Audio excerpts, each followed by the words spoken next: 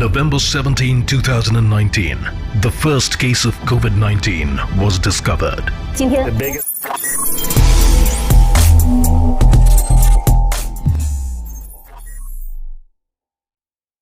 स्वागत है आप सभी का। मैं अभिषेक मालवीय और आप देख रहे हैं MP24 से न्यूज। रुक करते हैं आज की मुख्य खबरों की ओर। ग्वालियर में एक 7 वर्षीय मासूम के साथ गलत हरकत और छेड़खानी करने का मामला सामने आया है, जिसमें बच्ची के पिता की शिकायत पर पुलिस ने एक आरोपी के खिलाफ मामला दर्ज कर उसको गिरफ्तार कर लिया है। Additional SP crime Rajesh Dandautiya ने मामले की जानकारी देते हुए बताया, थाटीपुर थाना इलाके के द्वारकाधीश कॉलोनी में रहने वाले एक परिवार के यहाँ महलगांव निवासी कल्याण रैकवार नाम का व्यक्ति बच्ची के पिता की मालिश करने के लिए घर आता था। इस बीच आरोपी युवक द्वारा घर में खेल रही एक 7 वर्षीय मासूम बच्ची के साथ गलत हरकत की गई और जब बच्ची ने पूरी बात परिजनों को बताई तो परिजनों ने बीती शाम थाटीपुर थाना पहुंचकर मामले की जानकारी पुलिस को दी। बताया गया है, आरोपी पेशे से मालिश करने वाला है। पिछले कई दिनों से फरियादी के घर आ रहा था। पुलिस ने इस मामले में तुरंत कार्यवाही करते हुए आरोपी को दबोचा और उस पर धारा 376A, 376B और पॉस्को एक्ट के तहत मामला दर्ज कर लिया है। पुलिस द्वारा आरोपी से पूछताछ की जा रही है। ये था थाटीपुर के अंतर्गत 7 वर्षीय बच्ची के साथ अश्लील हरकत की और दुष्कर्म नहीं हुआ, लेकिन वो चूंकि IP सेक्शन 276 श्रेणी में आता है, दुष्कर्म नहीं हुआ, उसके द्वारा हरकत की गई थी और तो इस पर केस रजिस्टर थाना थाटीपुर में कर दिया गया है। इसमें जो व्यक्ति था, आरोपी था, वो उसके पिता की मालिश करने आता था और तो उसके द्वारा उस बच्ची के साथ 7 वर्षीय बच्ची के साथ हरकत करनी थी। तो IP सेक्शन 370 में आने के कारण इसमें केस रजिस्टर किया जाकर उसको इन्वेस्टिगेशन लिया गया, आरोपी को गिरफ्तार कर लिया गया। आरोपी, जैसा कि मैंने बताया कि वो मालिश करने आता था, मालिश का ही काम करता है, तो उसके घर पिता की मालिश करने आता था, तो उसने बच्ची के साथ हरकत की। तो इस आधार पर चूँकि वो सेक्शन IP सेक्शन 376 का कवर होता है, इसलिए 376 का केस रजिस्टर किया गया है, लेकिन उसके साथ दुष्कर्म नहीं हुआ।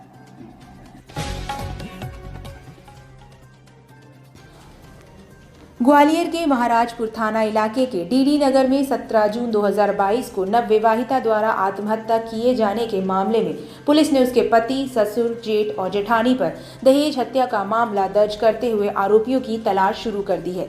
आपको बता रहे हैं, महाराजपुर थाना इलाके के डीडी नगर में 17 जून 2022 को दीपा पाराशर ने अपने घर में फांसी लगाकर आत्महत्या की थी, जिसके बाद दीपा के मायके पक्ष के लोगों ने पुलिस को शिकायत की थी कि उसके पति प्रवीण पाराशर, ससुर नरेंद्र पाराशर, जेठ हरिओम पाराशर, संदीप पाराशर द्वारा उसे दहेज के लिए लगातार प्रताड़ना कर मारपीट की जाती थी। ऐसे में तंग आकर नवविवाहिता ने फांसी लगाकर जान दी थी।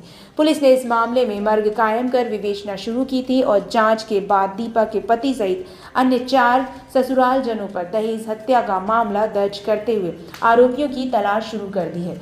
बताया गया है, नवविवाहिता हजीरा के गदाईपुरा इलाके में रहने वाली थी और उसके पिता नरेंद्र शर्मा की शिकायत पर पुलिस ने इस मामले में विवेचना की थी। सर, एक दहेज प्रताड़ना मामला सामने आया, इसमें चालू क्या पूरा मामला? एक नवविवाहिता की मृत्यु हुई थी महाराजपुरा थाना क्षेत्र में डीडी नगर में, जिसकी रिपोर्ट पर से मर्ग जांच की गई और इस जांच के उपरांत पति और ससुर, इसके अलावा जेठ और जेठानी, उनके ऊपर धारा 304B IPC के तहत दहेज हत्या का प्रकरण पंजीबद्ध किया गया है।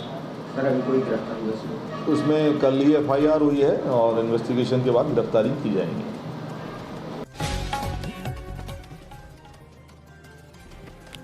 कुंज बिहार कॉलोनी में बिजली कंपनी के कर्मचारी द्वारा खुदकुशी करने और अपनी पत्नी, ससुर, साला और अन्य मायके वालों को मौत का जिम्मेदार बताते हुए सुसाइड नोट लिखकर छोड़ने के मामले में पुलिस ने विवेचना के बाद दर्जन भर लोगों पर आत्महत्या के लिए प्रेरित करने का मामला दर्ज कर लिया है।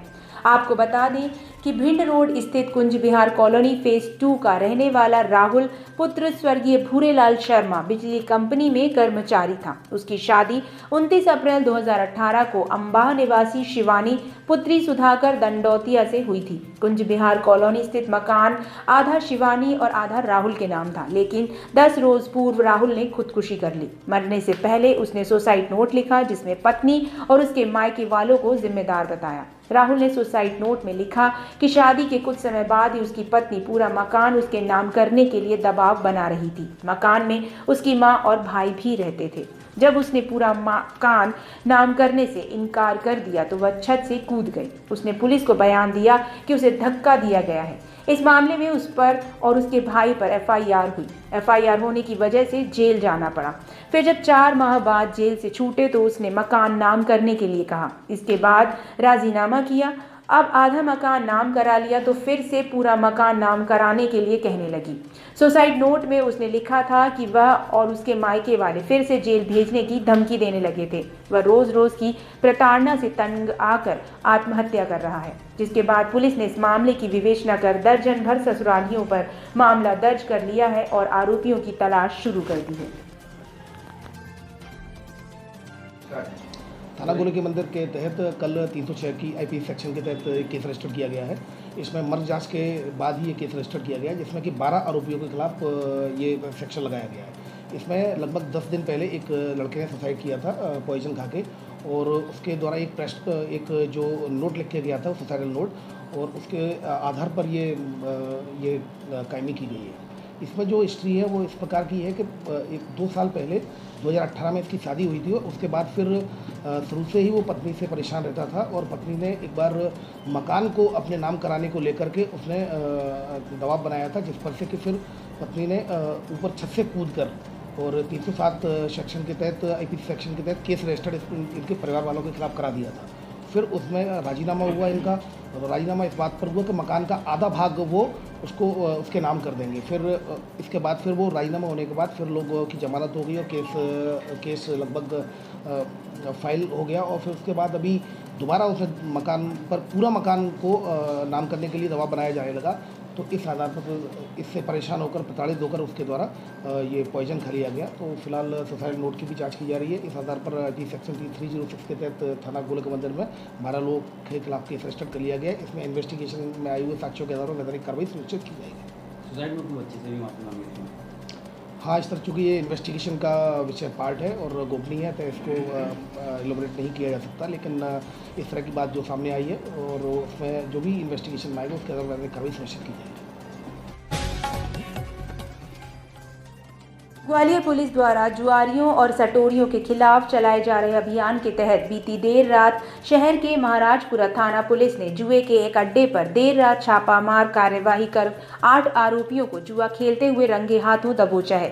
सीएसपी महाराजपुरा रवि भदौरिया ने बताया कि महाराजपुरा के दंदरउआ धाम मंदिर के पास जुआ खेले जाने की सूचना पुलिस को मिली थी, जिसके बाद पुलिस ने जब छापामार कार्यवाही की तो यहां दर्जन भर जुआरी जुआ खेलते नजर आए, लेकिन अंधेरे का लाभ उठाकर कुछ आरोपी मौके से भाग निकले। बाद में पुलिस ने धरपकड़ कर 8 आरोपियों को दबोच लिया।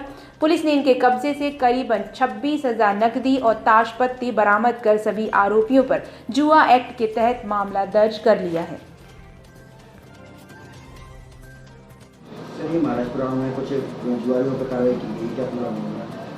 थाना महाराजपुरा में कल मुखबिर की सूचना के आधार पर डीडी नगर क्षेत्र में 8 लोगों को जुआ खेलते हुए ताश के पत्तों पे हार जीत का दांव लगाकर गिरफ्तार किया गया है। उनके कब्जे से 26,000 रुपये से ज़्यादा की रकम जब्त की गई है।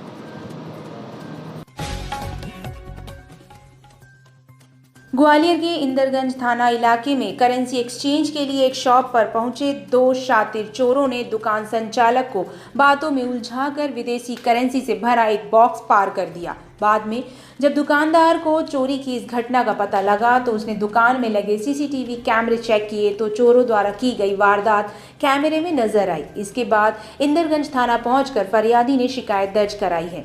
बताया गया है कि जयेंद्रगंज के सिंघल भवन में निशांत सिंघल द्वारा विदेशी करेंसी एक्सचेंज का लाइसेंस लेकर दुकान संचालित की जा रही है, जहां पर उनके पास एक नंबर से फ़ोन आया कि उन्हें करेंसी एक्सचेंज कराना है। ऐसे में दुकान पर पहुंचे लोग तो करेंसी एक्सचेंज के संबंध में दुकानदार से चर्चा शुरू की तो दुकान संचालक को बातों में उलझाकर इन 2 शातिर चोरों ने विदेशी मुद्रा से भरा बॉक्स पार कर दिया। बताया गया है बॉक्स में 2,38,000 कीमती रुपए की विदेशी करेंसी थी, जो कि अलग अलग देशों की थी। घटना की सीसीटीवी फुटेज मिलने के बाद पुलिस द्वारा इस मामले में जांच पड़ताल शुरू कर दी गई है, जिसके बाद शातिर चोरों को जल्द से जल्द पकड़ा जा सके।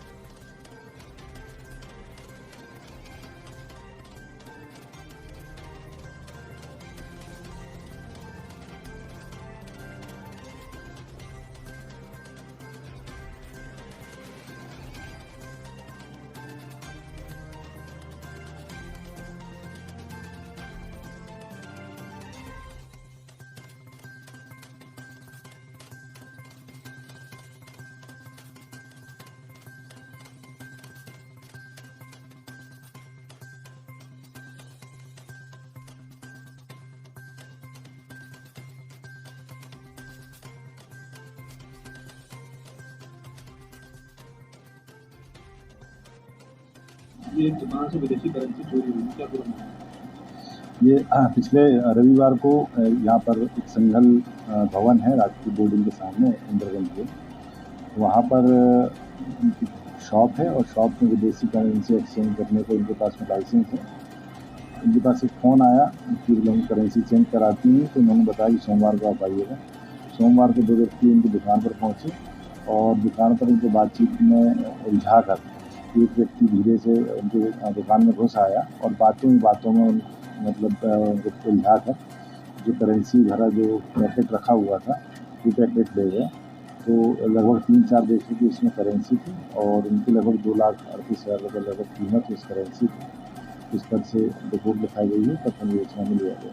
तो सीसीटीवी कैमरा वगैरह लगा हुआ है? सीसीटीवी फुटेज उसके मिले हुए हैं और पुलिस का पता रसी कर रही है। नवरात्रि के शुभ अवसर पर मोहन धाम कॉलोनी फेज 1 लाया है आकर्षक छूट। नगद भुगतान पर रजिस्ट्री फ्री। जल्द ही संपर्क करें, हमारे यहाँ लोन सुविधा उपलब्ध है। चौड़ी सड़कें, नेशनल हाईवे से लगी हुई, पानी की सुविधा, डामर रोड, बिजली की उत्तम व्यवस्था। आज ही संपर्क करें। हमारा पता याद रखें, मोहन धाम कॉलोनी फेज 1 सांची बौद्ध विद्यालय के सामने, मेन रोड, सलामतपुर, तेराहा।